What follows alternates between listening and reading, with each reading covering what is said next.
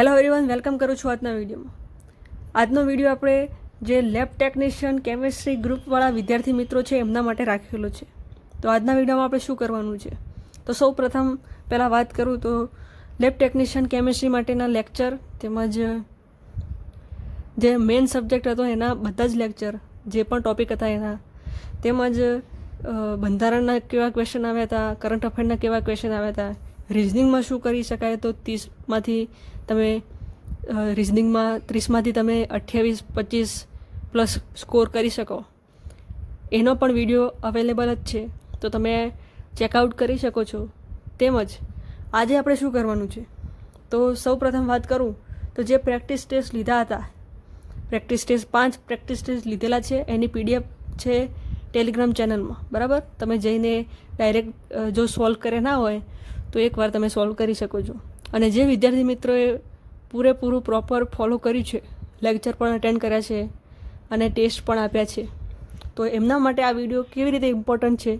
આ વિડીયોમાં આપણે શું કરવાનું છે, તો સૌ પ્રથમ જે પ્રેક્ટિસ ટેસ્ટ છે એને હું સમજાવીશ અને એની સાથે એક બ્રીફ રિવિઝન કરાવી, શોર્ટ રિવિઝન કરાવી દઈશ. બરાબર, જે ઇમ્પોર્ટન્ટ વસ્તુઓ છે યાદ આવી જાય, અથવા એ કહીશ કે આમાં શું તમારે તૈયાર કરવું જોઈએ, આધારે છે એના ઉપર ધ્યાન આપવું જોઈએ. બરાબર, અને પ્રશ્નો સાથે આપણે જોઈશું, એટલે આપણા પ્રેક્ટિસ ટેસ્ટનું ડિસ્કશન પણ થઈ જાય અને તમારે રિવિઝન પણ થઈ જાય. ક્વેશ્ચન સાથે સાથે તમારું રિવિઝન થાય. ઘણા ટોપિકમાં મેં નવા ક્વેશ્ચન પણ આપેલા હતા, જેમને પ્રેક્ટિસ ટેસ્ટ અટેમ્પ્ટ કર્યા હશે એમને ખ્યાલ હશે કે ઘણા નવા ક્વેશ્ચન મેં ઉમેર્યા હતા.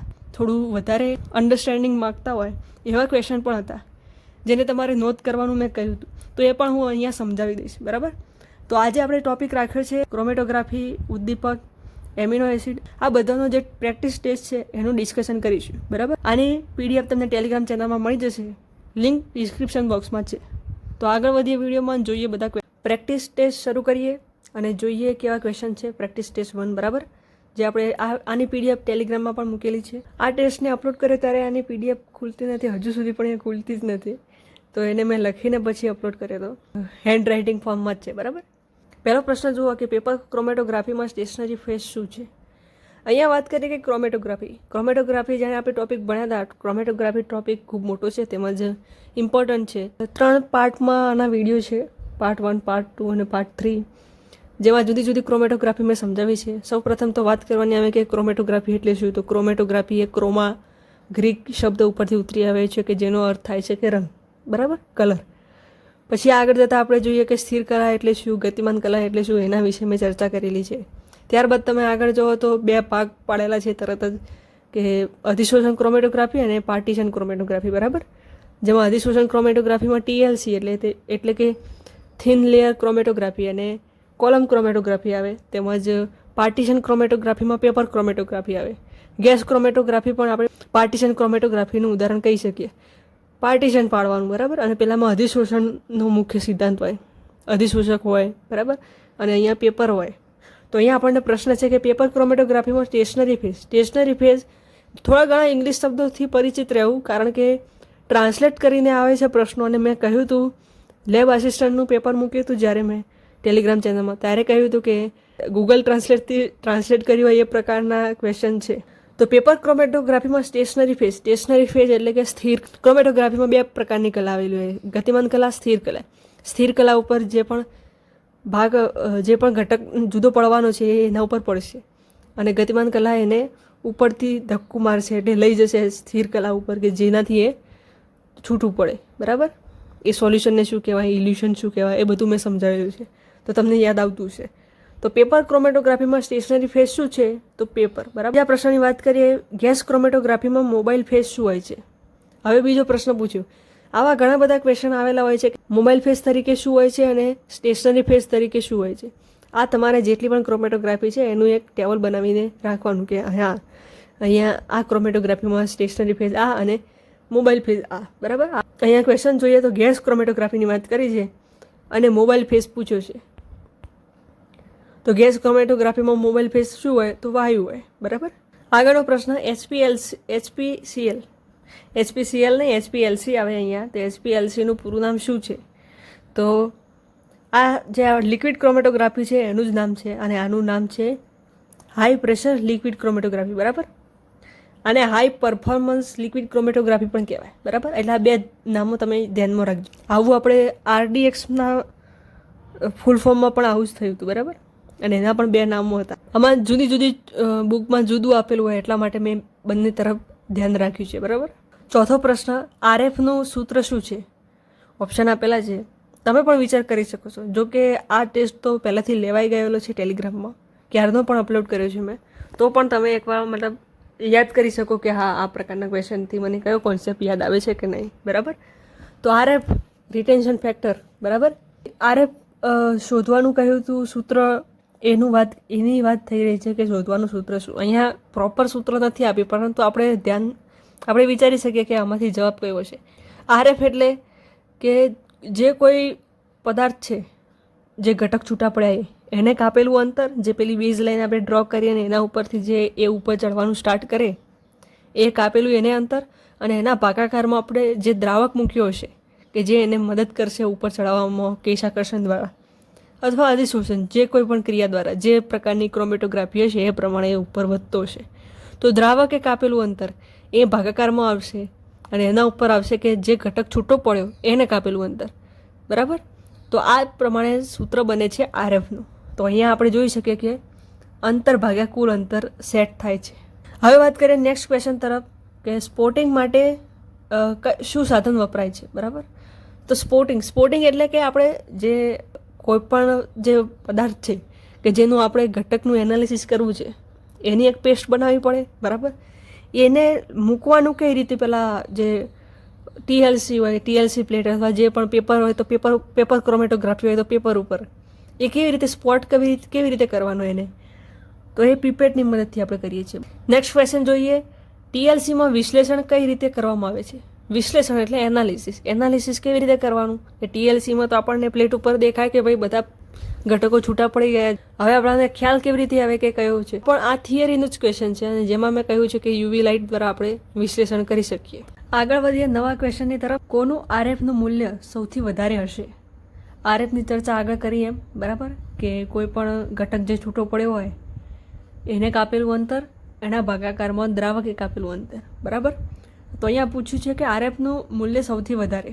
હવે સૌથી વધારે એટલે આપણે ગણિતની રીતે જોઈએ તો જે પદાર્થે કાપેલું અંતર છે એ વધારે હોય તો જ એની કિંમત વધારે આવે, બરાબર. બાકી બધા કેસમાં દ્રાવકે કાપેલું અંતર તો સમાન જ રહેવાનું, જે તે એક ક્રોમેટોગ્રાફીની પ્લેટ માટે, બરાબર. એક દ્રાવક હશે એના માટે, જુદા જુદા દ્રાવક હોય તો અલગ અલગ આવે, એ વાત આપણે કરવાની નથી. અહીંયા આપણે વિચારવાનું છે કે એક જ પ્રકારનો દ્રાવક હોય તો એને કાપેલું અંતર તો સમાન રહેવાનું, પરંતુ જે પણ ઘટકો છૂટા પડશે એમને કાપેલું અંતર એ અલગ અલગ હોવાનું, અને એમાંથી જેણે વધારે અંતર કાપ્યું હશે એના RFનું મૂલ્ય વધારે હશે. હવે અહીંયા એવું નથી લખ્યું કે જેણે વધારે અંતર કાપ્યું હશે જે ઘટકે. અહીંયા એમ કે એવા ઓપ્શન જોઈને આપણને ખ્યાલ આવે કે શોષકતા ઉપર, એટલે કે કેવી રીતે પદાર્થ શોષાશે, એ ઘટક કેવી રીતે શોષાશે એના ઉપરથી આપણે ક્વેશ્ચનનો આન્સર લાવવાનો છે. તો આમાં જવાબ આવે છે કે જે ઓછી શોષકતા ધરાવતો છે એ પદાર્થ, જે સૌથી વધારે શોષકતા ધરાવતો હશે એ છૂટો પડશે તરત જ શોષાઈ જશે અને ત્યાં અહીંયા ઊભો રહેશે. બાકીનો ઘટક જે નહીં શોષાય, મતલબ જેની શોષણની ક્ષમતા ઓછી હશે, શોષાવાની ક્ષમતા, એ ઉપર ચાલ્યા કરશે ને પછી થોડો ઉપર શોષાશે, બરાબર.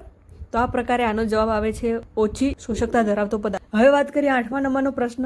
કોલમ ક્રોમેટોગ્રાફીમાં એબ્ઝોર્બેન્ટ શું હોય? એબ્ઝોર્બેન્ટ એટલે કે જેના ઉપર શોષાશે સ્થિર ફેઝ તરીકે, તો સિલિકા જેલ હોય, બરાબર, યાદ રાખવું. 9મો પ્રશ્ન. પદાર્થ અલગ થવાની ક્રમશઃ પ્રક્રિયાને શું કહે છે? આ ડાયરેક્ટ થિયરીનો પ્રશ્ન છે, બરાબર. એક ક્રિયાનું નામ છે, એનું મેં સમજાવ્યું પણ છે. તો આને એક પ્રક્રિયાને શું કહેવાય? તો ઇલ્યુશન. અને આપણે જે આગળ ભણ્યા, મતલબ હમણાં જે લેક્ચર લીધા એમાં એક રિટેન્શન ટાઈમ પણ કહ્યો છે. તો આ જે ઘટકો છૂટા પડે છે એ કેટલા સમયમાં છૂટા પડે, એ સમયની વાત આવે તો રિટેન્શન ટાઈમ કહેવાય એને, બરાબર, યાદ રાખજો. 10મા નંબરનો પ્રશ્ન. ક્રોમેટોગ્રાફી પદ્ધતિ કઈ શોધ સાથે સંબંધિત છે? તો આનો આન્સર છે ડાયરેક્ટ જ ખબર પડી જાય કે શોષણના તફાવત ઉપર, બરાબર. આગળનો પ્રશ્ન જોઈએ. ક્રોમેટોગ્રાફી પદ્ધતિમાં ઝડપ અને કાર્યક્ષમતા પર અસર કરતા પરિબળો કયા કયા છે? એની ઝડપ કેટલી ઝડપે આ ક્રોમેટોગ્રાફી કામ કરશે, અને કાર્યક્ષમતા એટલે કેટલી ચોકસાઈથી. તો એમાં તાપમાન આવે તો આ તાપમાન આવે, તાપમાન બદલાશે તો ક્રોમેટોગ્રાફી બદલાઈ જશે, કારણ કે અધિશોષણ મતલબ શોષણ પામવું એ પણ તાપમાન ઉપર ડિપેન્ડેન્ટ છે. બરાબર. દબાણ આપવામાં આવશે તો પણ આપણે ક્રોમેટોગ્રાફીનો વેગ વધારી શકીએ અથવા ઘટાડી શકીએ. બરાબર. કારણ કે આપણે જે હાઈ પ્રેશર લિક્વિડ ક્રોમેટોગ્રાફી જોઈ એમાં આપણે જે દબાણ આપીએ છીએ એનો રોલ જ ઇમ્પોર્ટન્ટ છે. ફેઝની પસંદગી આ તો ઇમ્પોર્ટન્ટ જ છે, કારણ કે જો આપણે તબક્કા નિર્ધારિત ના કરીએ તો આપણને ખ્યાલ જ ના આવે કે કયા પદાર્થમાંથી કેવા ઘટકો છૂટા પાડવાના છે. તો આનો આન્સર આવશે ઉપરોક્ત બધા જ, એટલે કે બધા પરિબળો અસર કરે છે. બરાબર. 12મો પ્રશ્ન, ક્રોમેટોગ્રાફી પદ્ધતિમાં મુખ્યત્વે કેટલી ફેઝ હોય છે? ફેઝ એટલે અવસ્થા. બરાબર. આપણે ફેઝ રૂલમાં પણ જોયું. તો આનો આન્સર આવશે ડાયરેક્ટ 2, એક ચલિત ફેઝ હોય ને એક સ્થિર ફેઝ હોય. 13મો પ્રશ્ન, ક્રોમેટોગ્રાફી એક તત્વો વચ્ચેના કઈ ભિન્નતાના આધારે કાર્ય કરે છે? તો ઓપ્શન ઉપરથી આપણને ખ્યાલ આવે કે દ્રાવકતા અને શોષણતાના આધારે એમને અલગ પાડે છે. 14મો પ્રશ્ન, ક્રોમેટોગ્રામમાં શિખરો એટલે પીક્સ એ શું દર્શાવે છે? હવે અહીંયા નવી વાત આવે કે જે ક્રોમેટોગ્રામ હોય એમાં એક બાજુ એની તીવ્રતા દર્શાવી હોય, એટલે એની માત્રા અથવા તીવ્રતા. બરાબર. અને બીજી સાઈડ એટલે એક્સ એક્સિસ ઉપર રિટેન્શન ટાઈમ દોરેલો હોય, એને ક્રોમેટોગ્રામ કહેવાય. તો એમાં શું દર્શાવેલું હોય? તો એનો જવાબ છે અહીંયા કે અલગ સંયોજનોની હાજરી અને માત્રા, એટલે કે કયા પ્રકારનું સંયોજન હાજર છે તેમજ એની માત્રા એટલે એ કેટલી અમાઉન્ટમાં છે, એની ક્વોન્ટિટી શું છે એ પણ આપણે જાણી શકીએ છીએ. 15મો પ્રશ્ન, કયા ક્રોમેટોગ્રાફી પદ્ધતિમાં પદાર્થોનું આયનિક રૂપાંતર જરૂરી છે? આયનિક રૂપાંતરની વાત કરીએ એટલે ખ્યાલ આવી જવો જોઈએ કે આયન એક્સચેન્જ ક્રોમેટોગ્રાફીની વાત થઈ રહી છે. આયન એક્સચેન્જ ક્રોમેટોગ્રાફીમાં આપણે આયનને અલગ પાડવાના હોય, એટલે આયનિક રૂપાંતર જરૂરી છે. 16મો પ્રશ્ન, કોનો ઉપયોગ આયન એક્સચેન્જમાં એબ્ઝોર્બન્ટ તરીકે થાય છે? તો આયન એક્સચેન્જ ક્રોમેટોગ્રાફીમાં એબ્ઝોર્બન્ટ એટલે કે જે શોષનારું છે એ શું હોય છે, અને ક્યાં આપણને ખ્યાલ આવે છે કે આયન અલગ પડશે? તો આનો આન્સર છે રેઝિન. બરાબર. રેઝિન આપણે વાપરીએ. 17મા નંબરનો પ્રશ્ન જોઈએ, કયા આયનને રેઝિન વધુ અસરથી પકડી શકે છે? એટલે કે આપણે જે આયન એક્સચેન્જ ક્રોમેટોગ્રાફી જોયું એમાં જે રેઝિન હોય એ સ્થિર કલા તરીકે હોય. બરાબર.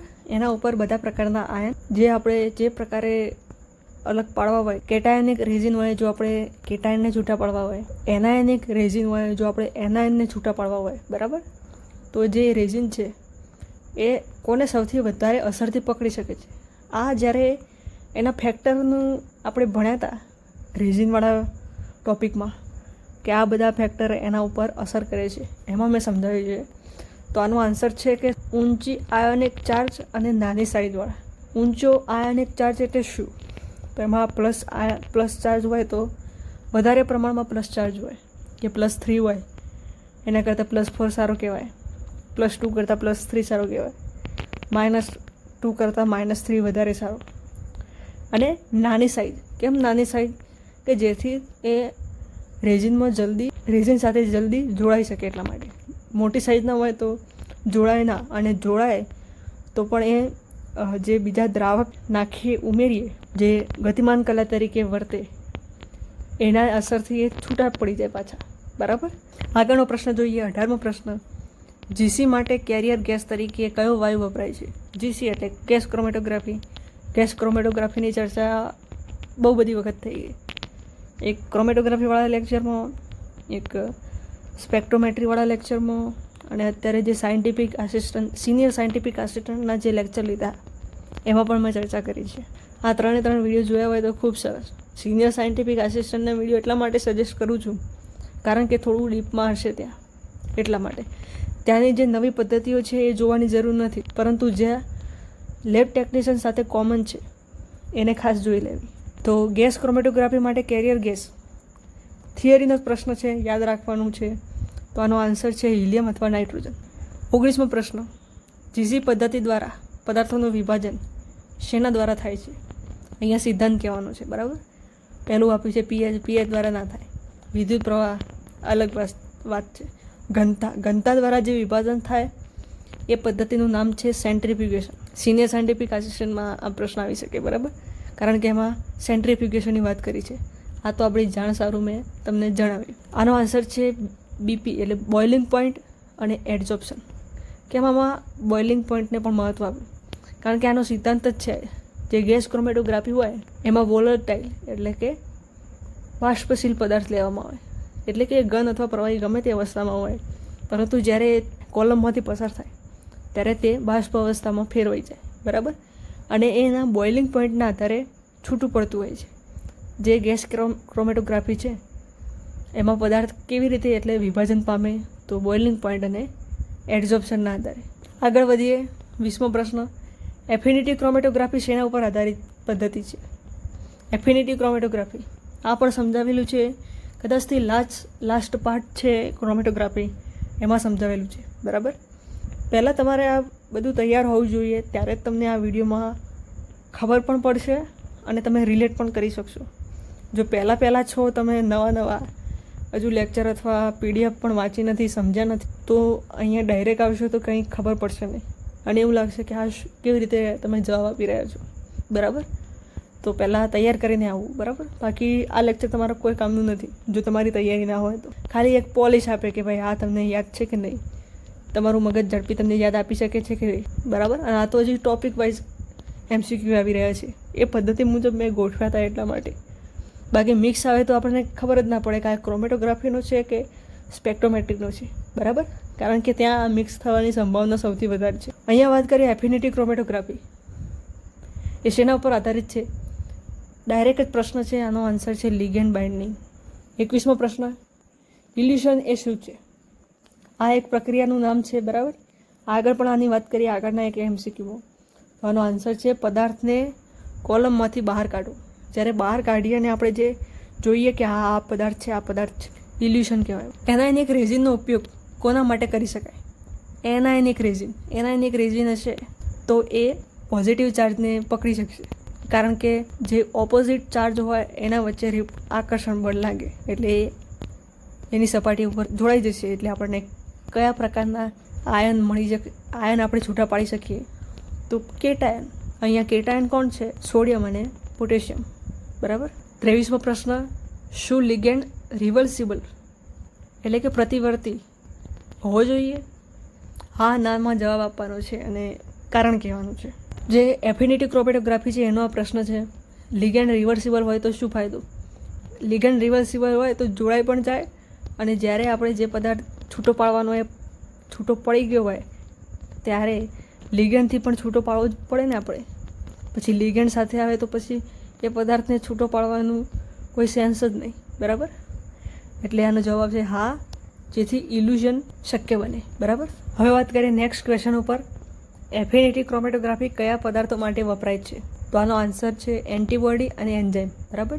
એન્ટીબોડી શોધવા અને એન્ઝાઇમ એટલે કે ઉત્સેચક શોધવા માટે એફિનિટી ક્રોમેટોગ્રાફી વપરાય. નેક્સ્ટ ક્વેશ્ચન, રિટેન્શન ટાઈમ એટલે આપણે આગળ ચર્ચા કરીએ એમ. આનો આન્સર આવશે સી, સંયોજન કોલમ છોડે તે સમય, એટલે કે જે ઘટક હશે એ છૂટો પડે, કોલમ છોડે એટલે કે કોલમમાંથી બહાર આવે એ સમય, બરાબર. અહીંયા ક્રોમેટોગ્રાફીવાળા પાર્ટનું બધા પ્રશ્નો તેમજ રિવિઝન અહીંયા પૂર્ણ કરીએ છીએ, બરાબર. જે બીજી બધી મેઇન બાબતો છે કે સ્થિર કલા એ શું છે, ગતિમાન કલા શું છે, કઈ ક્રોમેટોગ્રાફીમાં કોણ સ્ટેશનરી ફેઝ અને મોબાઈલ ફેઝ તરીકે વર્તે, એ તમારે યાદ રાખવાનું. ખાસ સિદ્ધાંત યાદ રાખવાનો.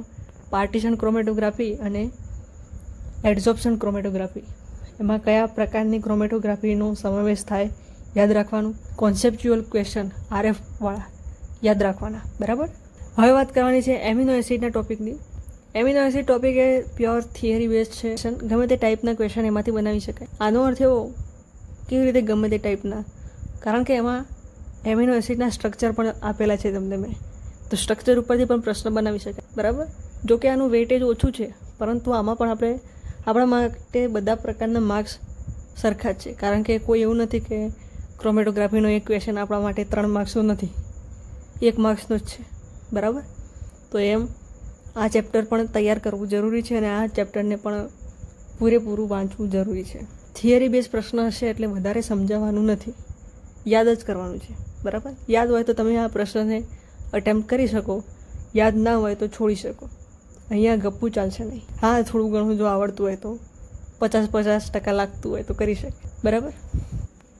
પહેલો પ્રશ્ન છે, એમિનો એસિડમાં કયા પ્રકારના કાર્યશીલ જૂથો આવેલા હોય છે? કાર્યશીલ જૂથો એટલે ફંક્શનલ ગ્રુપ. આવું પૂછ્યું હોય તો પણ આ જ પ્રશ્ન છે, બરાબર. ઇંગ્લિશ ગુજરાતીમાં કન્ફ્યુઝ થવાનું નહીં. તો આનો આન્સર છે બી, એમિનો અને કાર્બોક્સિલ. એમિનો એટલે જે એમિનો ગ્રુપ છે NH2A, કાર્બોક્સિલ એટલે કાર્બોક્સિલિક એસિડનો COOH ગ્રુપ આવેલું હોય છે. નેક્સ્ટ ક્વેશ્ચન તરફ આગળ વધીએ. ગ્લાયસિન માટે શું સાચું છે? ગ્લાયસિન એમિનો એસિડને ખાસ ધ્યાનમાં રાખવાનું, એનું સ્ટ્રક્ચર પણ ધ્યાનમાં રાખવાનું. એમાં R ગ્રુપની જગ્યાએ હાઇડ્રોજન હોય છે, બરાબર. તો તે એલિફેટિક છે, તો હા એલિફેટિક છે. તેની પાસે કિરાલ કાર્બન નથી તો નથી, કારણ કે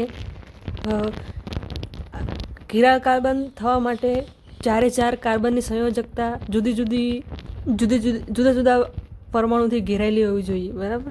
પણ અહીંયા 2 હાઇડ્રોજન સેમ થઈ જાય એટલા માટે એ કિરાલ કાર્બન નથી. તે પહેલું એમિનો એસિડ છે, હા, કારણ કે એમાં પહેલાં આપણે R ગ્રુપની જગ્યાએ સિમ્પલ શું લઈ શકીએ? તો પહેલાં હાઇડ્રોજન, એટલા માટે એ પહેલું એમિનો એસિડ કહી શકાય. તો આનો જવાબ આવશે ડી, ઉપરના બધા જ, બરાબર.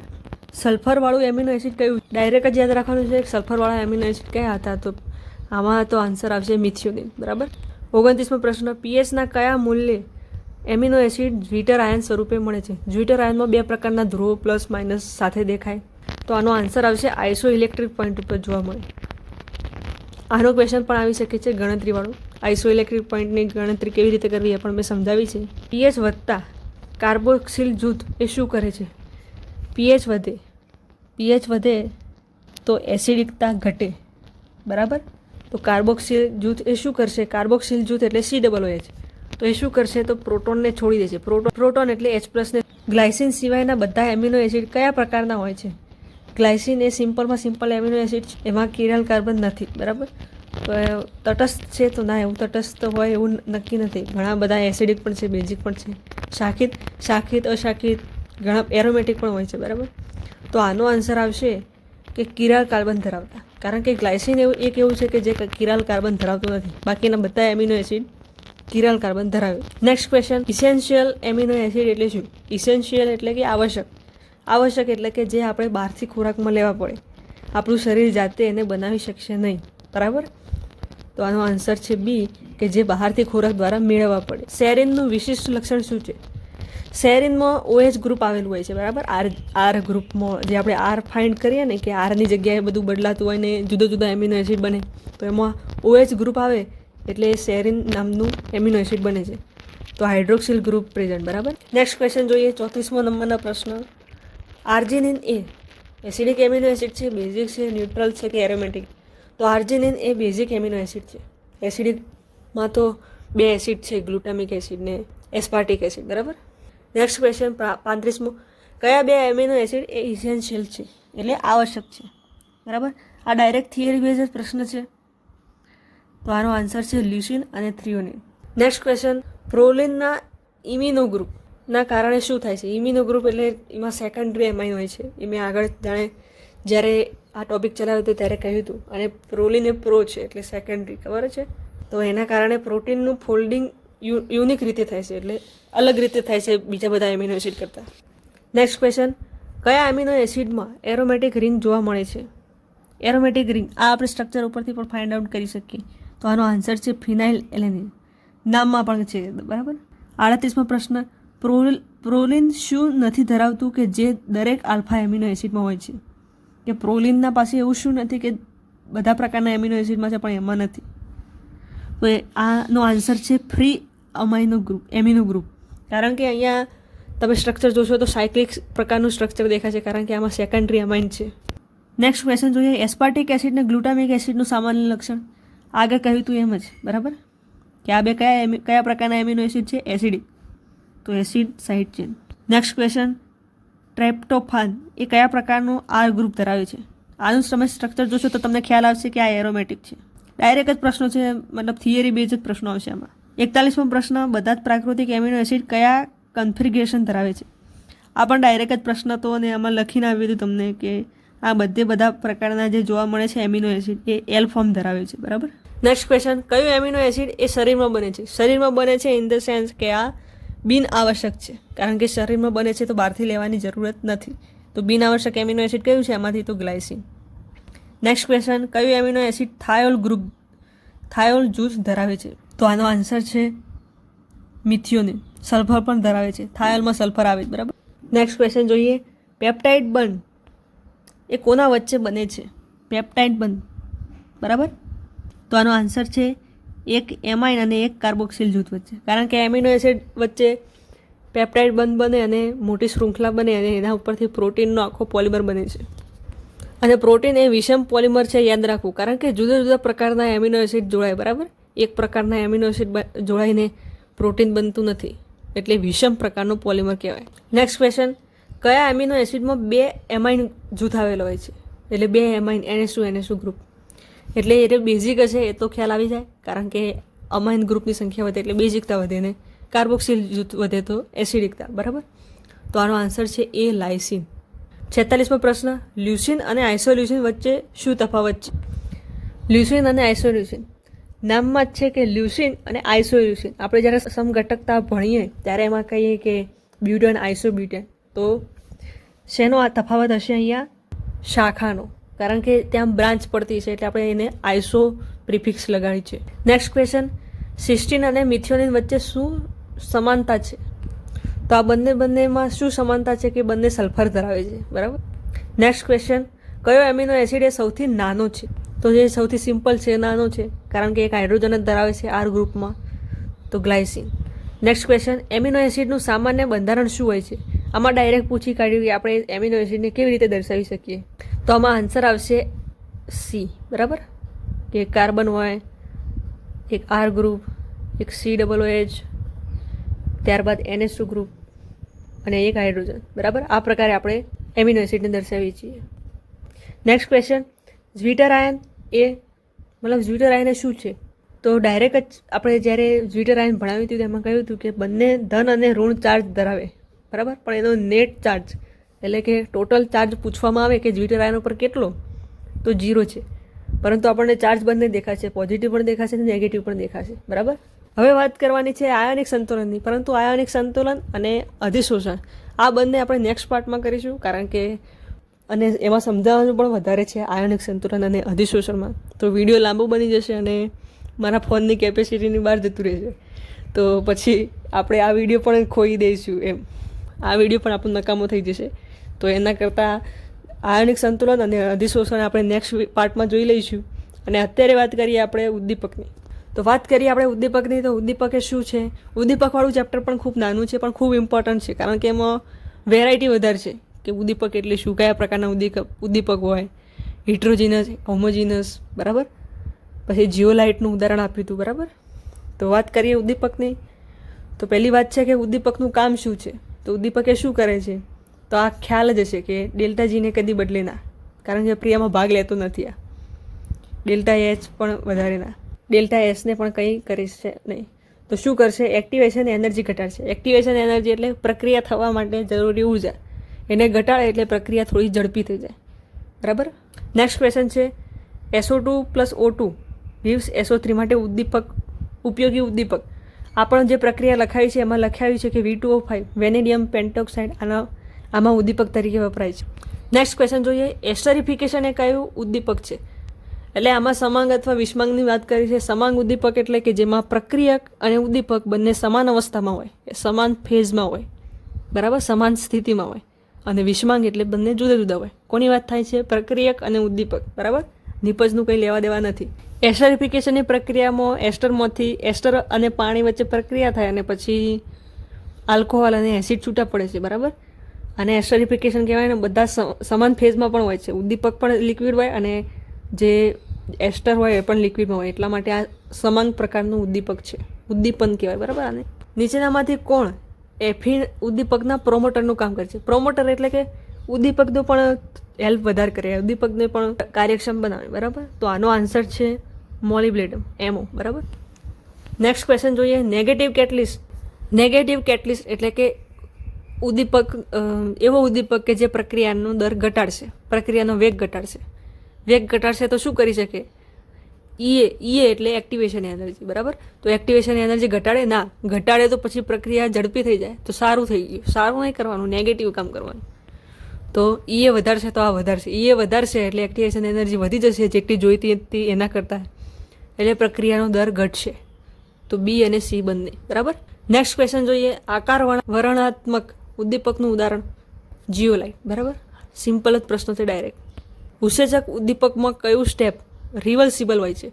આ જ્યારે ઉત્સેચક ઉદ્દીપકની ક્રિયાવિધિ સમજાવી હતી એમાં સ્ટેપ જે લખ્યા હતા એમાં જોવું પડે. બરાબર. તો આનો આન્સર છે પ્રથમ સ્ટેપ, જે ઈ વત્તા એસ કર્યું હતું ને એ પ્રકારની પ્રક્રિયામાં. 108મો પ્રશ્ન. ખડ વ્યુત્ક્રમણ ઇન્વર્ઝનનું ગુજરાતી છે. બરાબર. એમાં ઉપયોગી ઉત્સેચક કયો છે? તો ઇન્વર્ટેજ આનો જવાબ છે. Next question. ઉદ્દીપકની સક્રિયતા મહત્તમ કયા સમૂહના તત્વમાં હોય છે? મહત્તમ કયા સમૂહના તત્વમાં હોય છે એ પૂછ્યું છે. તો આ પણ ડાયરેક્ટ જ પ્રશ્ન છે. તો આનો આન્સર છે 7 થી 9 સમૂહના તત્વોમાં. ZSM-5નું કાર્ય આ ડાયરેક્ટ જીઓલાઇટનું છે. આ જીઓલાઇટનો પ્રશ્ન છે. જીઓલાઇટવાળું જ્યારે ઉદ્દીપક સમજાવે તો એમાંનો આ પ્રશ્ન છે. તો એ ZSM-5 એ શું કામ કરે છે? તો આલ્કોહોલનું નિર્જલીકરણ કરી હાઇડ્રોકાર્બનનું મિશ્રણ પણ બનાવે છે અને આકાર વર્ણનાત્મક ઉદ્દીપક જેવું પણ કાર્ય કરે છે. બરાબર. તો આનો આન્સર છે સી, એ અને બી બંને. Next question. નીચેનામાંથી કોણ ઓટોકેટાલિસિસમાં ભાગ લે છે? ઓટોકેટાલિસિસ એટલે ઉદ્દીપક પહેલાં દેખાય નહીં પરંતુ એક નિપજ બને અને નિપજ જ પોતે ઉદ્દીપકનું કામ કરે. બરાબર. તો આનું ઉદાહરણ જ્યારે સમજાવ્યું ત્યારે પ્રક્રિયા લખી હતી. એ પ્રક્રિયામાં Mn+2 આવું કામ કરતું હતું, ઓટોકેટાલિસિસનું. હાઇડ્રોજનેશનની પ્રક્રિયા આલ્કાઇનની, એમાં ઉદ્દીપકીય ઝેર તરીકે કોણ વર્તે છે? હાઇડ્રોજનેશન આલ્કાઇનનું. આલ્કાઇન એટલે જે ટ્રિપલ બોન્ડવાળું કમ્પાઉન્ડ છે એની હાઇડ્રોજનેશન એટલે એમાં હાઇડ્રોજન ઉમેરવાનો અને આલ્કેન બનાવવાનો. આવી પ્રક્રિયાને હાઇડ્રોજનેશન કહેવાય. એમાં ઉદ્દીપક તરીકે પ્લેટિનમ, પેલેડિયમ હોય છે અને એમાં ઉદ્દીપકીય ઝેર તરીકે BaSO4 વર્તે છે. આ શું કરે છે કે પાવડર હોય છે કે જે પ્લેટિનમ હોય એની સપાટી ઉપર પડે છે, એટલે પ્લેટિનમની સપાટી ઓછું હાઇડ્રોજનને કેરી કરી શકે, એટલે એ ઉદ્દીપકીય ઝેર તરીકે વર્તે છે. Next question. સામાન્ય રીતે ઉદ્દીપક એ તો પ્રક્રિયાનો વેગ વધારે તો આ વધારે, પ્રક્રિયાની ઈ એ ઘટાડે, ઈ એટલે એક્ટિવેશન એનર્જી, તો આ ઘટાડે છે. પ્રક્રિયાને આગળ વધારે તો આ વધારે, તો ઉપરના બધા જ. પ્રોમોટર એટલે આગળ આપણે વાત કરીએ એમ કે પ્રોમોટર એ ઉદ્દીપકની કાર્યક્ષમતા વધારે. ઉદ્દીપક એ સંતુલનને અસર કરે છે. સાચું ખોટું કહેવાય. ઉદ્દીપક તો પ્રક્રિયામાં ભાગ જ નથી લેતો, તો એ સંતુલનને કેવી રીતે અસર કરશે? તો આનો જવાબ આવશે આ વિધાન ખોટું છે. બરાબર. જો ઉદ્દીપક એ જૈવિક પ્રણાલીમાં વપરાતું હોય તો તેને શું કહેવાય? ઉત્સેચક કહેવાય. બરાબર. ઉત્સેચકની વ્યાખ્યા જ છે આ. Next question. નીચેનામાંથી કઈ પ્રક્રિયા ઓટોકેટાલિસિસની છે? આ જ્યારે ઉદાહરણ આપ્યું ત્યારે જે પ્રક્રિયા લખી હતી એ પ્રક્રિયાને યાદ કરવાની છે. તો એ છે પરમેંગનેટ ઓક્સિડેશન, એમાં દર્શાવ્યું હતું. બરાબર. Next question. ઓટોકેટાલિસિસમાં કેટાલિસ્ટ તરીકે કોણ કામ કરે છે? આગળ જણાવ્યું એમ કે નિપજ જ બની જાય છે ઉદ્દીપક, તો પ્રોડક્ટ. બરાબર. Next question. એન્ઝાઇમ કેટલા તાપમાને શ્રેષ્ઠ કાર્ય કરે છે? બોડી ટેમ્પરેચર યાદ રાખવાનું, કારણ કે આપણા શરીરમાં પણ ઘણા બધા એન્ઝાઇમ કામ કરે છે, તો 37°C. Next question. વિષમાંગ ઉદ્દીપકનું ઉદાહરણ કયો? એસ્ટરિફિકેશન આગળ જોયું, આ તો સમાંગ ઉદ્દીપક છે. ફોટોલિસિસ. તો ફોટોલિસિસ તો પ્રકાશ શક્તિનું શોષણ કરવાની પ્રક્રિયા છે. સેપોનિફિકેશન એ એસ્ટરિફિકેશનનું બીજું નામ છે. બરાબર. આનું સેપોનિફિકેશનનું ગુજરાતી થાય સાબુનીકરણ, એટલે એવું લખીને આવી જાય તો પણ ધ્યાનમાં રાખજો. તો વિષમાંગ ઉદ્દીપકનું ઉદાહરણ છે હેબર પ્રોસેસ. હેબર પ્રોસેસમાં અલગ અલગ હોય, કારણ કે જે હેબર પ્રોસેસમાં એમોનિયા બનાવવાની ક્રિયાવિધિ છે, જેમાં નાઇટ્રોજન વત્તા હાઇડ્રોજન આ બંને વાયુઓ છે, અને જે ઉદ્દીપક છે એ છે આયર્ન Fe, જે સોલિડ અવસ્થામાં હોય. એટલે જુદું જુદું થઈ ગયું. ઉદ્દીપક પણ અલગ અવસ્થામાં અને પ્રક્રિયાકો પણ અલગ અવસ્થામાં, એટલા માટે આ વિષમાંગ ઉદ્દીપક છે. બરાબર. તો યાદ રાખજો. ટેલિગ્રામમાં ક્વિઝ અટેમ્પ કરો ટેલિગ્રામમાં. હમણાં જ ક્વેશ્ચન મૂક્યો હતો કે હેબર પ્રોસેસમાં ઉદ્દીપક તરીકે શું વપરાય? તો એમાં નિકલ ટીક કરે છે હાઈએસ્ટ, એટલે કેટલો સહેલો પ્રશ્ન છે તો પણ નથી આવડતો ત્યારે રિવિઝન કરો. તેમજ આયનિક સંતુલન અને અધિશોષણ આ બંનેના 50 પ્રશ્નો હજુ બાકી છે. આનો પાર્ટ 2 આવશે. બરાબર. ક્વિઝ અટેમ્પ્ટ કરવા માટે ટેલિગ્રામ ચેનલમાં જોડાઈ જાઓ. ટેલિગ્રામ ચેનલની લિંક ડિસ્ક્રિપ્શન બોક્સમાં આપેલી છે, અને આપણે ક્વિઝમાં જ 100+ ક્વેશ્ચન કરી નાખ્યા છે, અને આ જે ટેસ્ટ કરાવીશું એમાં પણ 600 જેવા ક્વેશ્ચન તો છે. બરાબર. ટોટલ 700 ક્વેશ્ચન કર્યા છે. તો પ્રેક્ટિસ કરો અને રિવિઝન કરો.